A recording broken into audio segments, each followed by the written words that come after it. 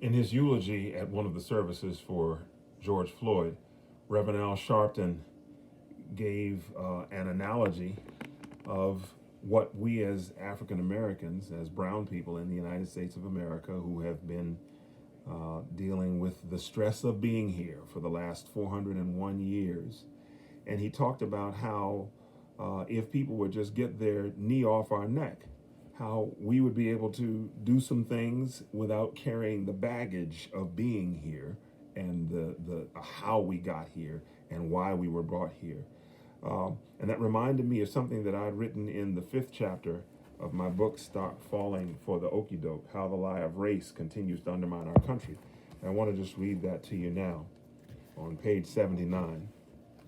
Imagine a race where once the starting gun sounds, some folks get to take off running, while others are chained to the starting line. That's slavery. Eventually, because of the Civil War and the temporary gains of the first Reconstruction, these people get to leave the starting line and run in the race with a refrigerator on their backs. That's the post-Reconstruction and Jim Crow eras, the American form of apartheid, after which South African apartheid was modeled, by the way. Then, as a result of the second Reconstruction, the Civil Rights era, war on poverty, affirmative action, and the like, African Americans were finally able to put their refrigerators down and just run.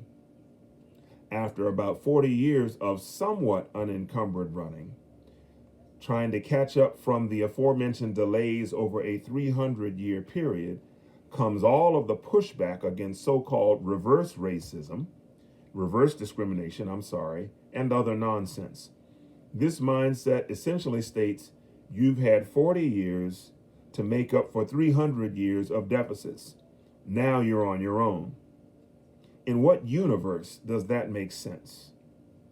In what track meet is a person running encumbered for 10 miles expected to be running even with the pack at the 14-mile marker? That is dishonest, it's hypocritical, and simply not realistic.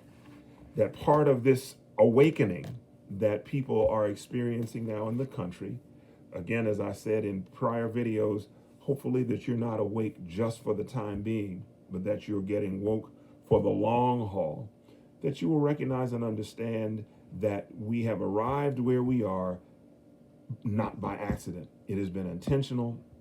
It has been by design. A perfect example of that has to do with housing and generational wealth that can go from one generation to the next in the family. In his book, The Color of Law, I believe it's Richard is the first name, Rothstein, gives an extensive history of how it was encoded into the law through Congress and others, and real estate brokers, etc., their regulations, that they would discriminate and allow some people to get certain kinds of loans and others not, some people to be able to live some places and others not, to the point where you had folks who, in the southern states, with a lot of southern members of Congress being there a while, they had seniority, they're committee chairman, and so they're in essence taking some of the cancer cells from their part of the country and inserting them in another part of the body. That's like, say, you had, there's no such thing that I know of, but we're just going to say it, leg cancer, and they took some cancer cells out of your leg and put them in your shoulder. Why would you take, if that's how you want to do in your state, that's fine, but why are you going to carry that toxin and export it to other parts of the country? But all that to say that the reason that there is such challenged generational wealth now, the reason that African American communities were so damaged by the Great Recession in 2008 is because of the historic nature of the deficit. In the same way, get your knee off our neck, let us take the refrigerator off our back and just run unencumbered, and not after we've been running unencumbered for just a few years say, okay, you should be all caught up now, and then want to reestablish the game that you had in the first place that was never designed for everyone to have an equal opportunity. That's a thought for today. Stop falling for the okey-doke.